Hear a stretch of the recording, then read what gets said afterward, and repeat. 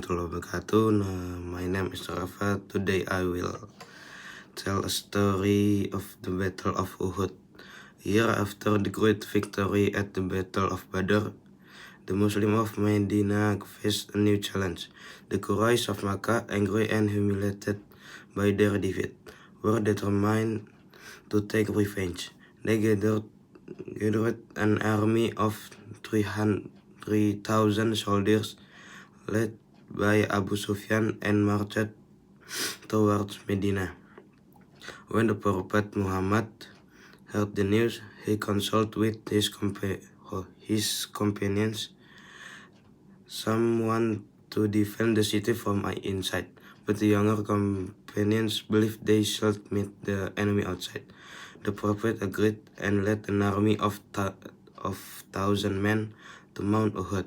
But before they arrived, 300 men, led by Abdullah bin Ubay, turned back, leaving only 700 to face the enemy. The Prophet prepared his army carefully. He placed 50 skilled archers on a small hill to protect the Muslim army from surprise attack. He told them strictly, "Do not leave your position, no matter what happens, whether we are winning or losing." The battle began. At first, the Muslim fought bravely and began to push the Quraysh back. It seems like they were going to win again, but seeing the enemy retreat, many of the archers thought the battle was over. Forgetting the proper warning, they left their position to collect spoils from the battlefield. This mistake changed everything. Khalid bin al-Walid, who was still a non-Muslim and a brilliant commander, saw the hill was now unguarded. He led a surprise cavalry attack from behind the Muslim army. The Muslims were caught off guard. Chaos spread. Many were killed or wounded. The Prophet Muhammad himself was injured. His helmet broke, and his face was wounded.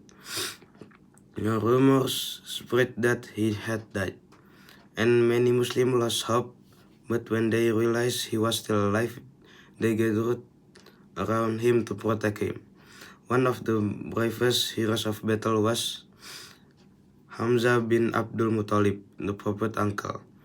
He fought courageously, but was killed by Wasi, a man sent by Hind, the wife of Abu Sufyan.